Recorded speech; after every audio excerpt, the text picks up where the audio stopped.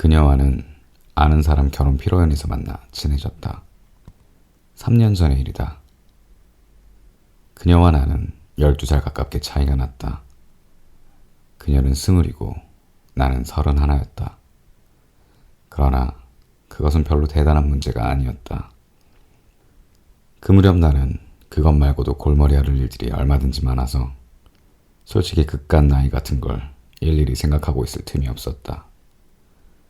그녀는 처음부터 나이에 대해서는 관심도 없었다. 나는 기혼이었지만 그것도 문제가 되지 않았다.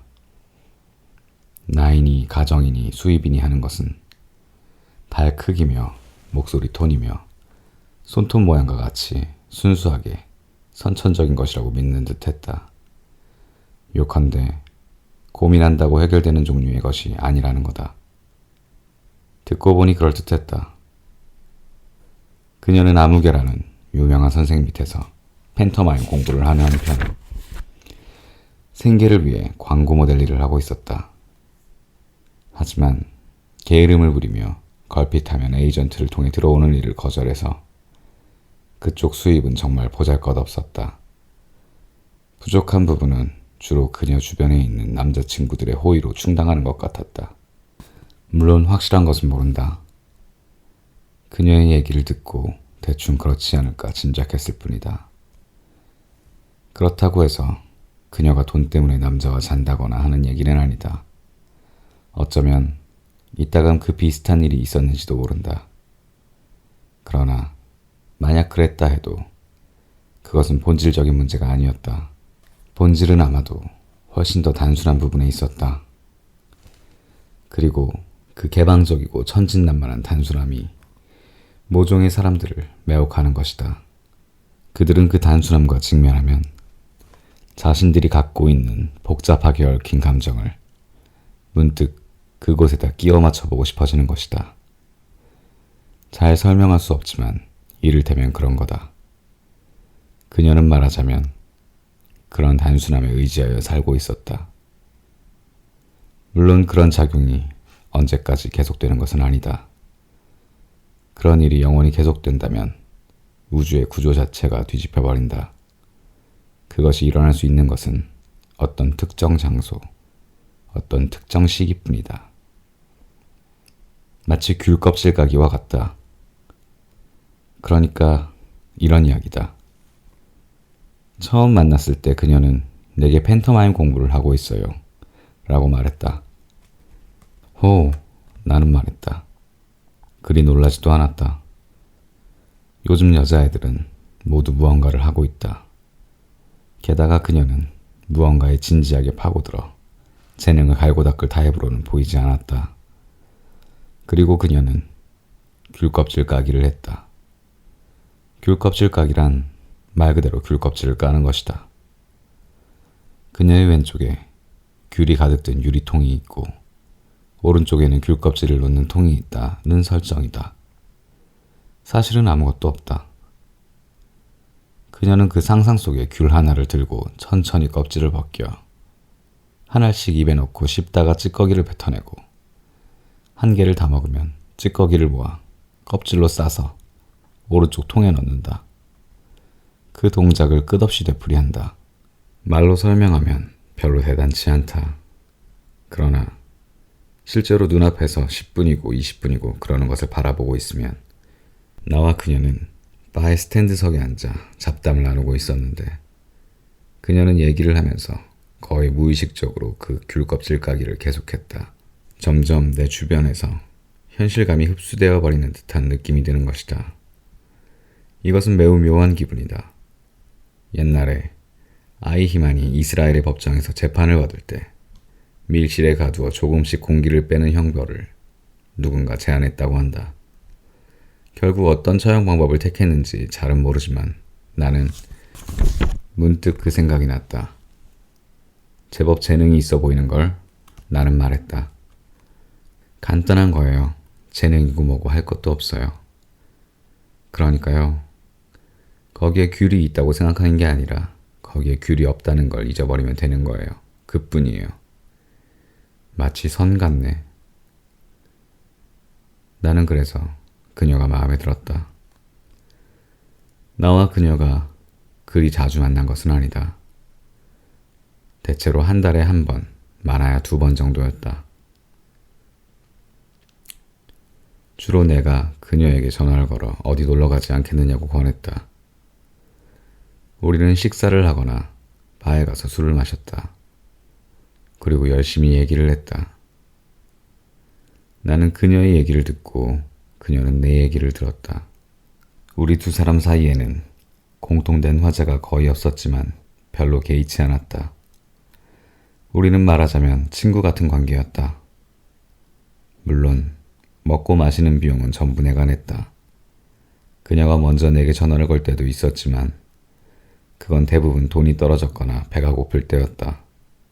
그런 때 그녀는 항상 정말이지 믿겨지지 않을 정도로 많은 양을 먹어댔다. 그녀와 둘이 있으면 나는 마음이 몹시 편했다.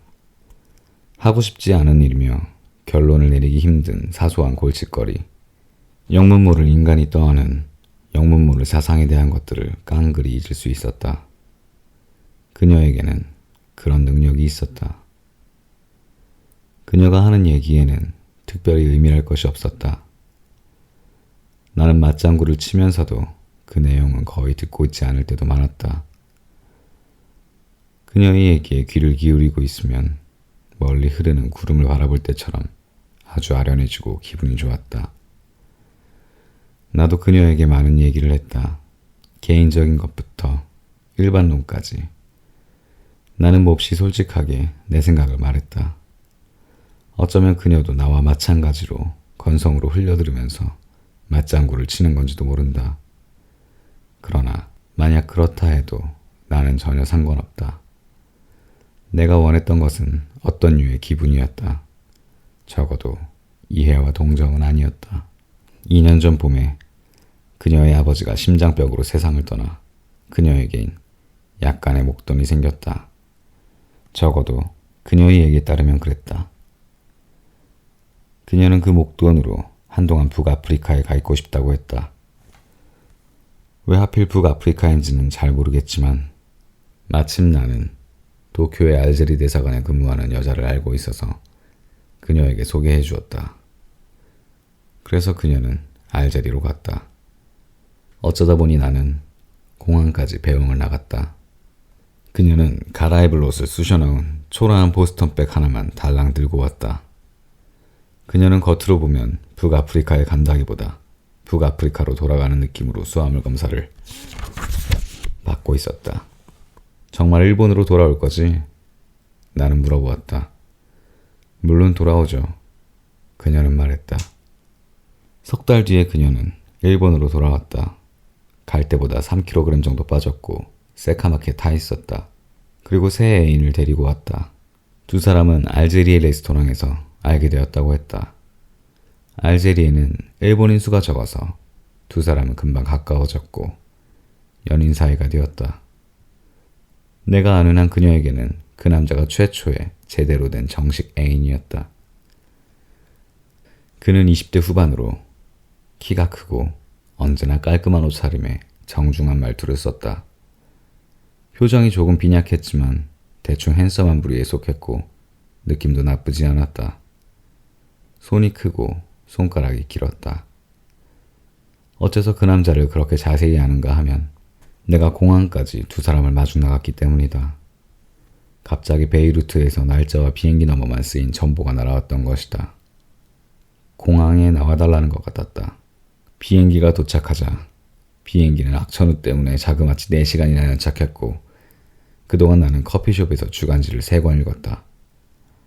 2사람이 팔짱을 끼고 게이트에서 나왔다. 2사람은 호감 가는 젊은 부부같이 보였다. 그녀가 내게 남자를 소개했다. 그는 외국에서 오래 산 사람이 흔히 그러듯 손을 꼭 잡았다. 그리고 우리는 레스토랑으로 갔다. 그녀는 튀김덮밥이 너무 먹고 싶었다며 튀김덮밥을 시켰고 그와 나는 생맥주를 마셨다. 무역 일을 하고 있습니다. 그는 말했다. 그러나 업무 내용에 관해서는 그 이상 아무 말도 하지 않았다. 그다지 자기 일 얘기를 하고 싶지 않은 건지 아니면 내가 지루해할까봐 안 하는 건지는 잘 알 수 없었다. 그러나 내 쪽도 특별히 무역 이야기가 듣고 싶은 건 아니어서 굳이 질문은 하지 않았다. 이야기거리가 없어서 베이루트에 취한 상태며 튀니스의 상수도 얘기를 했다. 그는 북아프리카에서 중동에 이르기까지 그곳 정세에 아주 해박한 듯 했다. 튀김덮밥을 다 먹고 나자 그녀는 크게 하품을 하더니 졸리다고 했다. 그대로 잠들어버릴 기세였다. 말하는 걸 깜빡했는데 장소를 불문하고 졸음이 오는 것이 그녀의 버릇이다. 그가 택시로 집까지 바래다 주겠다고 했다. 나는 전철이 더 빠르니 전철로 가겠다고 했다. 무엇 때문에 일부러 공항까지 나갔는지 알 수가 없었다. 만나서 반가웠습니다. 그는 나를 향해 미안한 듯이 말했다. 저야말로 나도 말했다. 그 후로 나는 몇 번인가 그와 얼굴을 마주치게 되었다. 어딘가에서 그녀와 우연히 마주칠 때면 옆에는 반드시 그가 있었다. 내가 그녀와 데이트를 할 때 그가 약속 장소까지 차로 바래다 주는 일도 있었다. 그는 얼룩 하나 없는 은색 독일제 스포츠카를 타고 있었다. 나는 차에 대해서 거의 모르기 때문에 자세히 설명할 수는 없지만 왠지 페데리코 펠리니의 흑백 영화에 나올 법한 분위기의 차였다. 평범한 셀러리맨이 몰 차는 아니다. 굉장한 부자 같은데? 한 번은 그녀에게 물어보았다. 그러게요. 그녀는 별로 흥미 없다는 듯이 대답했다. 그런 것 같아요. 무역 일로 그렇게 돈이 많이 벌리나? 무역 일? 그 사람이 그러던데 무역 일을 한다고. 그럼 그렇겠죠. 그렇지만 잘 모르겠어요. 별로 일하는 것 같이 보이지 않거든요. 자주 사람을 만나고 전화를 거는 눈치긴 하지만 꼭 피츠제럴드의 위대한 개츠비 같다고 나는 생각했다. 뭘 하는지는 모르겠지만 돈은 많은 수수께끼의 청년들. 10월의 어느 일요일 오후 그녀에게서 전화가 왔다. 아내는 아침부터 친척집에 가서 나는 혼자였다. 화창하게 맑은 기분 좋은 일요일이었고 나는 정원의 농나무를 바라보며 사과를 먹고 있었다. 그날만 벌써 7개째 사과를 먹고 있었다. 이따금 그럴 때가 있다. 병적으로 사과가 먹고 싶어진다. 어쩌면 그건 무언가의 징조일지도 모른다. 지금 그쪽에서 가까운 곳에 있는데 둘이서 놀러 가도 돼요? 그녀가 말했다. 둘? 나는 되물었다. 나랑 그 사람이요. 그녀는 말했다. 되지 물론. 나는 말했다. 그럼 30분 안에 갈게요. 그녀가 말했다. 그리고 전화를 끊었다. 나는 소파에서 잠시 멍하니 있다가 욕실로 가서 샤워를 하고 수염을 깎았다. 그리고 몸을 말리면서 귀를 후볐다. 방을 정리할까 어쩔까 망설였지만 결국 관뒀다. 전부 깨끗이 정리하기에는 시간이 부족했고 전부 정리하지 못할 바에야 차라리 하지 않는 쪽이 나을 것 같았다. 방에는 책이며 잡지, 편지, 레코드, 연필, 스웨터 같은 것들로 잔뜩 어질러져 있었지만 특별히 불결한 느낌은 없었다. 일 하나를 막 끝낸 뒤여서 뭘 할 마음이 들지 않았다.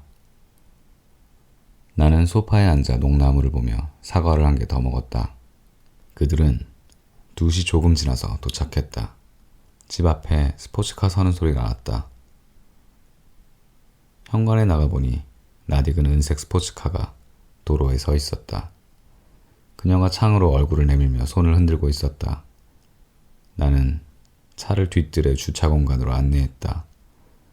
왔어요. 생글생글 웃으면서 그녀가 말했다.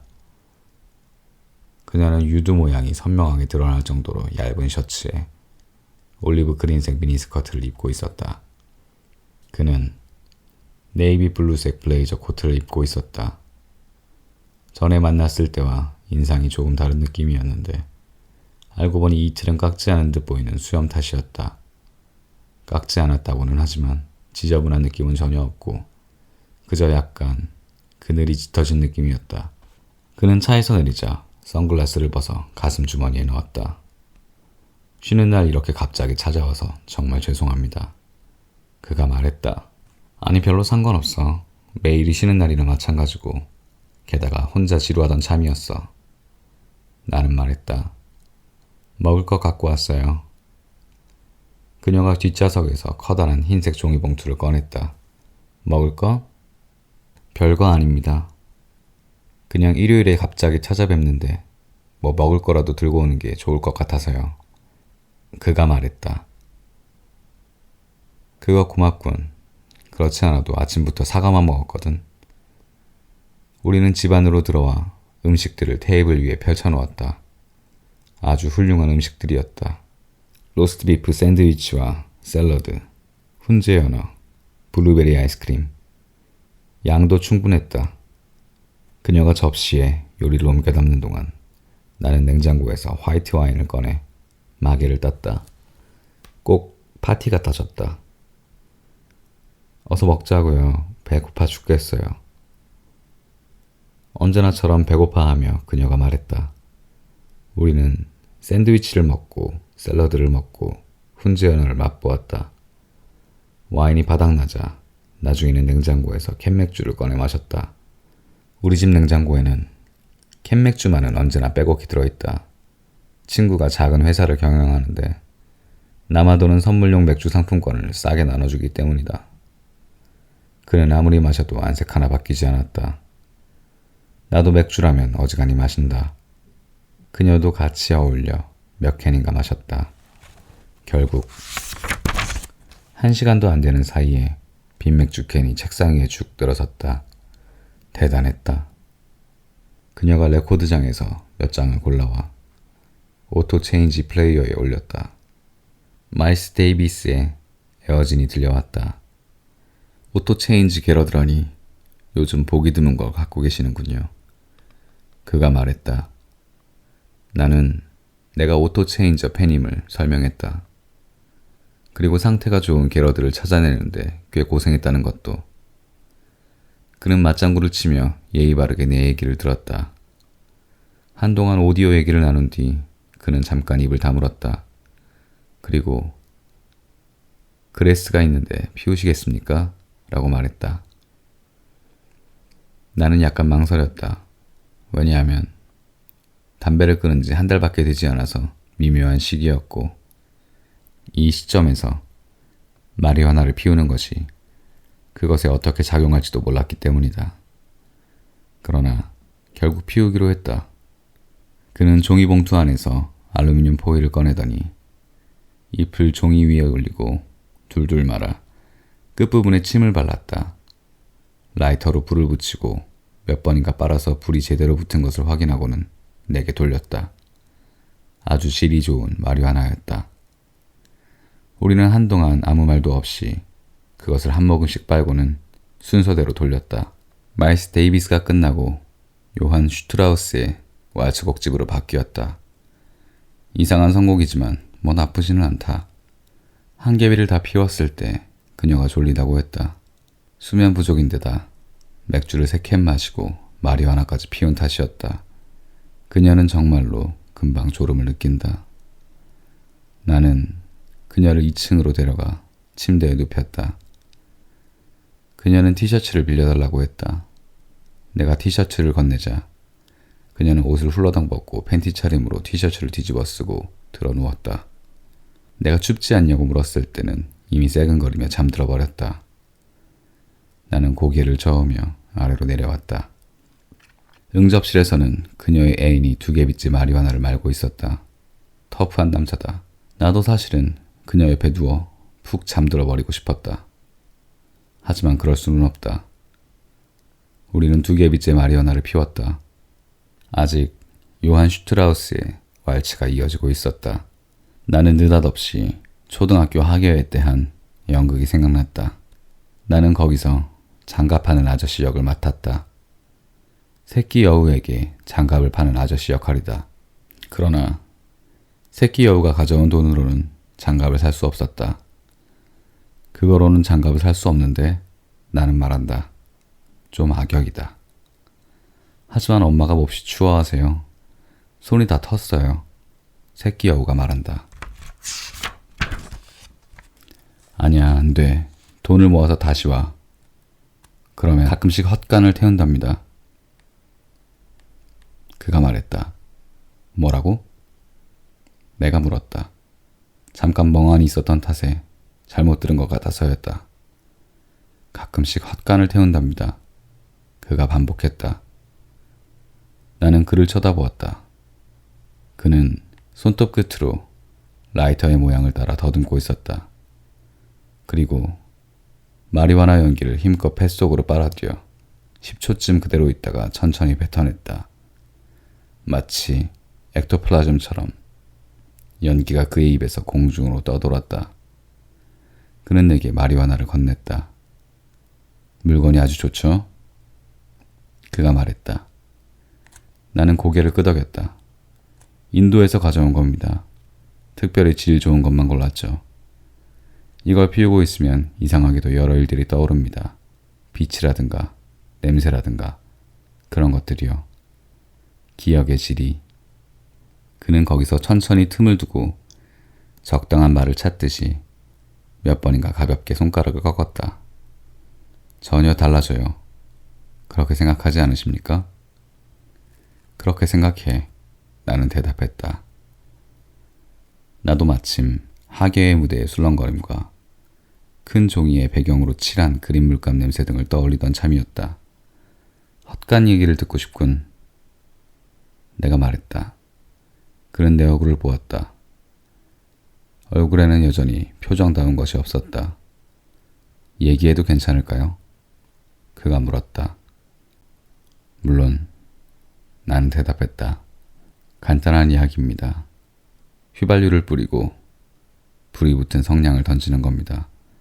가만 놔두고 그게 끝이죠. 다 타는데 15분도 걸리지 않습니다. 그런데 하고 말한 뒤 나는 입을 다물었다. 다음에 할 말이 잘 떠오르지 않았다. 어째서 헛간을 태우는 거지? 이상한가요? 모르겠군. 자네는 헛간을 태우고 나는 헛간을 태우지 않는다. 둘 사이에는 확실한 차이가 있고 나는 어느 쪽이 이상하다고 하기보다는 먼저 그 차이를 확실히 해두고 싶어. 게다가 헛간 이야기는 자네가 먼저 꺼냈잖아. 그렇습니다. 그는 말했다. 그건 그렇습니다. 그런데 라비샹카르의 레코드 있습니까? 없어. 나는 대답했다. 그는 잠시 멍하니 있었다. 그의 의식은 고무차륵처럼 흐물흐물해 보였다. 어쩌면 의식이 흐물흐물한 건 내 쪽인지도 모른다. 2달에 한 번쯤은 헛간을 태웁니다. 그가 말했다.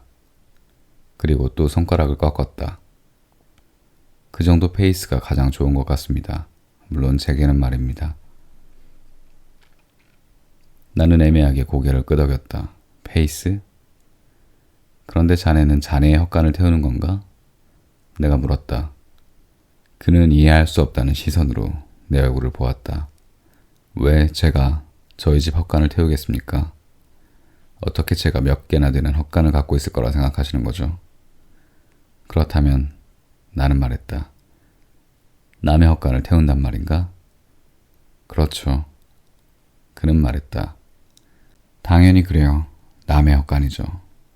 그러니까 말하자면 범죄 행위죠. 당신과 제가 지금 이렇게 마리화나를 피우는 것처럼 명백한 범죄 행위입니다.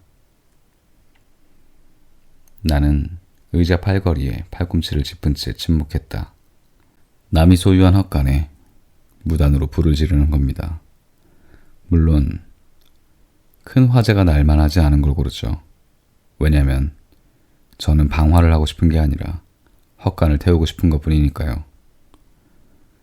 나는 고개를 끄덕이며 짧아진 마리화나를 비벼 껐다. 그렇지만 잡히면 문제가 되잖나. 어쨌든 방화니까 자칫하면 실형을 받을지도 몰라. 잡히지 않습니다. 그는 태연하게 말했다. 휘발유를 뿌리고 성냥을 던지고 바로 달아나는걸요. 그러고는 멀리서 망원경으로 유유히 구경하죠. 잡힐 리가 있나요?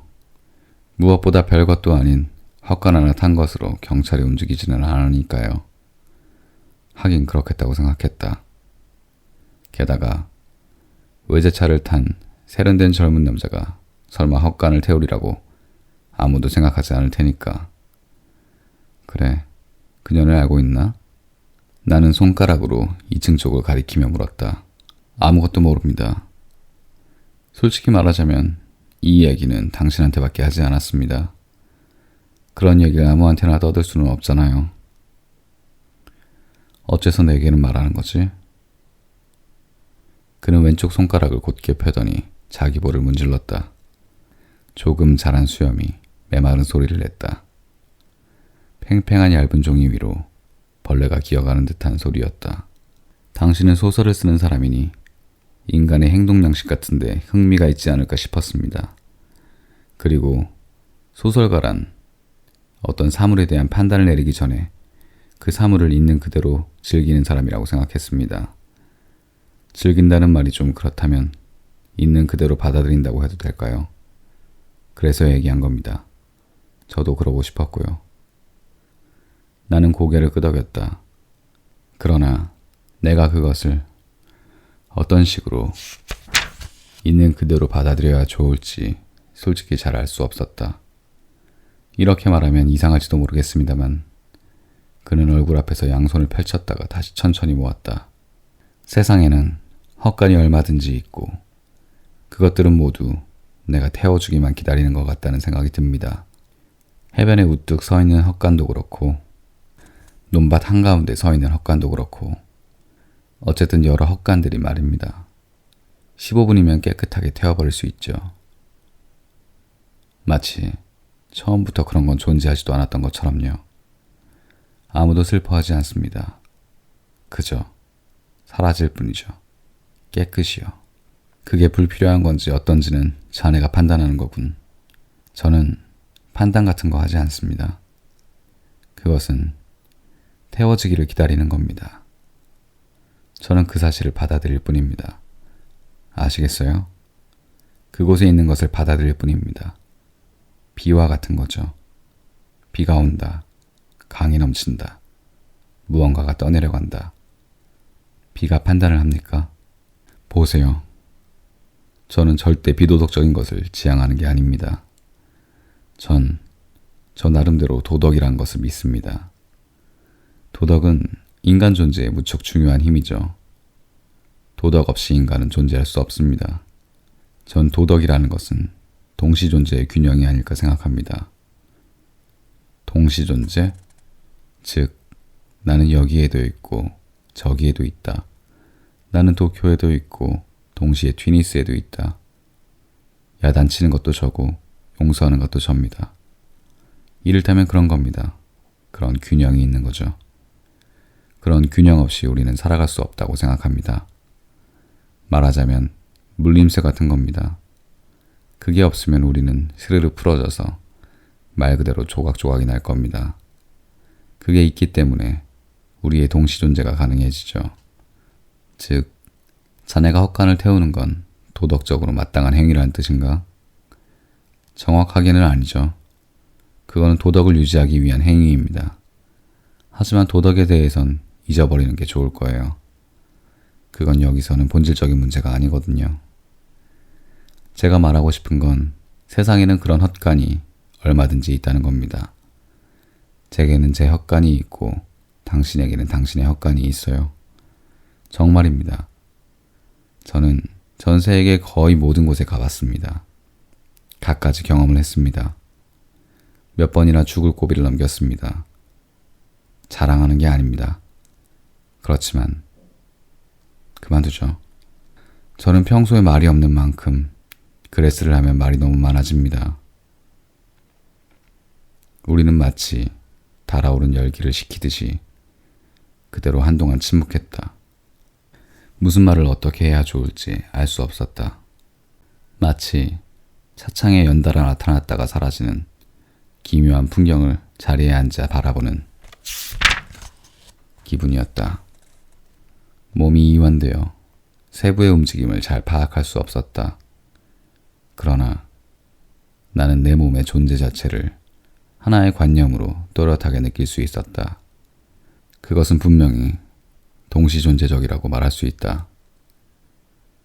내가 생각하는 내가 있고 그 생각하는 나를 바라보는 내가 있다. 시간은 매우 정밀하게 폴리리듬을 새기고 있었다. 맥주 더 마시겠나? 잠시 후 내가 물었다. 고맙습니다. 마시죠. 나는 부엌에서 캔맥주 4개와 까망베르 치즈를 가지고 왔다. 우리는 맥주를 2캔씩 나누어 마시고 치즈를 먹었다. 최근에 헛간을 태운 건 언제였나? 내가 물었다. 그게요. 그는 빈 맥주캔을 가볍게 쥔 채 생각에 잠겼다. 여름 8월 말쯤이었습니다. 다음에는 언제 태울 건가? 모르겠습니다. 스케줄을 짜서 달력에 표시해놓고 기다리는 건 아니니까요. 마음이 내키면 태우러 갑니다. 그렇지만 태우고 싶어졌을 때 태울 만한 헛간이 언제나 있는 건 아니지 않은가? 물론 그렇습니다. 그는 조용히 말했다. 그래서 미리 태우기 적당한 걸 골라두죠. 비축해두는 거군. 그런 셈입니다. 한 가지 더 물어도 될까? 그러시죠. 다음에 태울 헛간도 벌써 정해졌나? 그는 미간을 찡그렸다. 그리고 스 하는 소리를 내며 코로 숨을 내쉬었다. 그렇습니다. 정해졌습니다. 나는 아무 말도 하지 않고 남은 맥주를 찔끔찔끔 마셨다. 아주 좋은 헛간입니다. 오랜만에 태우는 재미가 있을 것 같습니다. 실은 오늘도 사전 답사를 온 거랍니다. 그렇다면 이 근처에 있는 거겠군. 아주 가까이에 있죠. 그는 말했다. 그걸로 헛간 얘기는 끝났다. 5시가 되자 그는 애인을 깨우더니 불쑥집에 찾아온 걸 내게 사과했다. 그는 상당한 양의 맥주를 마셨는데도 얼굴이 멀쩡했다. 그는 뒤뜰에서 스포츠카를 몰고 나왔다. 헛간에 대해선 주의하겠네. 헤어질 무렵 내가 말했다. 그러십시오. 그는 말했다. 어쨌건 아주 가까운 곳이니까요. 헛간이 뭐야? 그녀가 물었다. 남자들끼리 얘기야. 그가 말했다. 치? 그녀가 말했다. 그리고 두 사람은 사라졌다. 나는 응접실로 돌아와 소파에 들어 누웠다. 테이블 위에는 5만 가지 것들이 흐트러져 있었다. 나는 바닥에 떨어져 있던 더플코트를 머리까지 뒤집어 쓰고 푹 잠들었다. 눈을 뜨자 방 안은 컴컴했다. 7시였다. 푸르스름한 어둠과 코를 찌르는 마리화나 냄새가 방 안을 뒤덮고 있었다. 묘하게 불균일한 어둠이었다. 나는 소파에 누운 채 하계의 연극 뒷부분을 떠올려 보려 했지만 이제는 잘 생각이 나지 않았다. 새끼 여우는 결국 장갑을 샀던가? 나는 소파에서 일어나 창을 열어 공기를 환기시키고 부엌에서 커피를 끓여 마셨다. 나는 다음날 서점에 가서 내가 살고 있는 동네의 지도를 사왔다. 좁은 길까지 나와 있는 축적 2만분의 1 백지도다. 나는 그 지도를 들고 우리 집 주변을 걸어다니며 헛간이 있는 지점에 연필로 X표를 했다. 사흘에 걸쳐 사방 4km를 샅샅이 걸어다녔다. 우리 집은 교외에 있어서 주변의 농가가 아직 많이 남아있다. 따라서 헛간의 수도 제법 많다. 전부 16개의 헛간이 있었다. 그가 태우려고 하는 헛간은 아마 그중 어떤 것일 터이다. 바로 근처라고 할 때 그의 말투로 보아 그 이상 우리 집에서 떨어진 곳은 아닐 거라고 나는 확신했다. 그리고 나는 16군데의 헛간 상태를 하나하나 꼼꼼하게 체크했다. 먼저 인가와 가깝거나 비닐하우스 옆에 있는 헛간은 제외했다. 안에 농기구며 농약 같은 것이 있어서 자주 이용되는 곳도 제외했다. 그는 절대 농기구며 농약 같은 것은 태우고 싶어 하지 않을 거라는 생각이 들었기 때문이다. 결국 5군데의 헛간이 남았다. 5개의 태울 법한 헛간이다. 혹은 5개의 태워도 지장 없는 헛간이다. 15분 정도면 다 타버리고 그리고 쟤만 남은 그 헛간을 보고 아무도 안타까워하지 않을 그런 류의 헛간이다. 그 다음은 기호의 문제이기 때문이다. 그가 그 5개의 헛간 가운데 어떤 것을 선택할지 몹시 궁금했다. 나는 지도를 펴놓고 5개의 헛간만 남기고 나머지들에서 X표를 지웠다. 그리고 직각자와 곡선자와 디바이더를 준비해서 집을 나와 그 5개의 헛간을 돌고 다시 집으로 돌아오는 최단 코스를 설정했다. 강과 언덕을 따라서 길이 구불구불 굽어있는 탓에 그 작업은 상당히 힘이 들었다. 그 결과 코스의 거리는 7.2km. 몇 번이나 측량해 보았기 때문에 오차는 거의 없었다. 다음날 아침 6시 나는 운동복에 조깅화를 신고 그 코스를 달려보았다. 나는 매일 아침 저녁으로 6km의 코스를 달리고 있었기 때문에 1km쯤 더 늘리는 건 그리 힘들지 않다. 풍경도 나쁘지 않고 도중에 건널목이 2개 있지만 신호에 걸리는 일은 드물었다.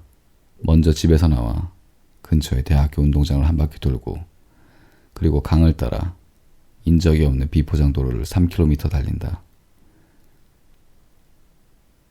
도중에 첫 번째 헛간이 있다. 그리고 숲을 빠져나간다. 가벼운 오르막길이다. 또 헛간이 있다. 조금 앞에 경마용 말에 마구간이 있어 말들이 불을 보고 조금은 놀랄지도 모른다. 그러나 그것뿐이다. 실질적인 해는 없다. 3번째 헛간과 4번째 헛간은 늙고 못생긴 쌍둥이처럼 매우 닮았다. 거리도 200m밖에 떨어져 있지 않다. 둘 다 낡고 지저분하다. 만약 태운다면 양쪽 다 같이 태워도 좋을 것 같다. 마지막 헛간은 건널목 옆에 있었다. 약 6km 지점이다. 정말이지 완전히 버려진 헛간이다. 선로를 향해 펩시콜라의 양철 간판이 걸려있다. 건물은 그런 것을 건물이라 불러야 할지 자신이 없지만 거의 무너져가고 있었다. 그것은 확실히 그가 말한 대로 누군가 태워주기를 가만히 기다리는 것처럼 보였다. 나는 마지막 헛간 앞에 잠시 멈춰서서 몇 번 심호흡을 한 뒤 건너목을 건너 집으로 돌아왔다. 달리는 데 걸린 시간은 31분 30초였다. 나는 샤워를 하고 아침을 먹었다. 그러고서 소파에 누워 레코드를 한 장 들은 뒤 일을 시작했다. 한 달 동안 그런 식으로 나는 매일 아침 같은 코스를 달렸다. 그러나 헛간은 타지 않았다. 가끔은 그가 내가 헛간을 태우게 만들려는 건 아닐까 하는 생각도 들었다. 즉, 헛간을 태운다는 이미지를 내 머릿속에 집어넣고 나서 자전거 타이어에 공기를 넣듯이 그것을 점점 부풀려 가는 것이다. 솔직히 가끔 나는 그가 태우기를 가만히 기다리느니 차라리 내가 성냥을 그어 태워버리는 편이 빠르지 않을까 생각하기도 했다. 그저 낡아빠진 헛간이었으니까. 그러나 역시 지나친 생각이다. 실질적인 문제로 나는 헛간을 태우지 않는다. 아무리 머릿속에서 헛간을 태우는 이미지가 부풀어 오른다 해도 나는 실제로 헛간을 태울 만한 인물이 아니다. 헛간을 태우는 것은 내가 아니라 그다. 아마 그는 태워야 할 헛간을 변경했을 것이다. 혹은 너무 바빠서 헛간을 태울 시간이 없는지도 모른다. 그녀에게서도 전혀 연락이 없었다. 12월이 되고 가을이 끝나고 아침 공기가 살갗을 내듯이 차가워졌다. 헛간은 그대로였다. 헛간 지붕에 하얀 서리가 내렸다. 얼어붙은 숲속에서 겨울 새들이 부드덕거리며 커다랗게 날개짓을 했다. 세상은 하염없이 계속 움직였다. 그 다음에 내가 그를 만난 것은 작년 12월 중순이었다. 크리스마스 조금 전이었다. 어디를 가나 크리스마스 캐럴이 흘러나왔다. 나는 여러 사람들에게 보낼 크리스마스 선물을 사기 위해 시내로 나왔다. 노기자카 근처를 걷다가 그의 차를 발견했다. 틀림없이 그의 은색 스포츠카였다. 시나가와 차 넘버에 왼쪽 헤드라이트 옆에 조그맣게 긁힌 자국이 있다. 차는 커피숍 주차장에 세워져 있었다. 그 차는 지난번에 봤을 때처럼 번쩍번쩍 멋지게 빛나지는 않았다. 기분 탓인지 그 은색은 어딘가 흐려 보였다. 하지만 그건 내 착각인지도 몰랐다. 나는 내 기억을 상황에 따라 마음대로 바꿔버리는 경향이 있다. 나는 망설이지 않고 커피숍 안으로 들어갔다. 실내는 어둡고 진한 커피향이 떠돌았다. 사람들의 얘기 소리도 별로 들리지 않고 바로 그 음악이 조용히 흐르고 있었다. 그는 금방 눈에 띄었다. 창가에 혼자 앉아 카페오레를 마시고 있었다. 커피숍 안은 안경에 새하얗게 김이 서릴 정도로 훈훈한데도 그는 검은 캐시미어 코트를 입고 있었다. 머플러도 풀지 않은 채였다. 나는 잠깐 망설였지만 역시 말을 걸기로 했다. 하지만 바깥에서 그의 차를 보았다는 말만은 하지 않았다. 나는 어디까지나 우연히 이 커피숍에 들렀다가 우연히 그의 모습을 발견한 것이다. 앉아도 될까? 내가 물었다.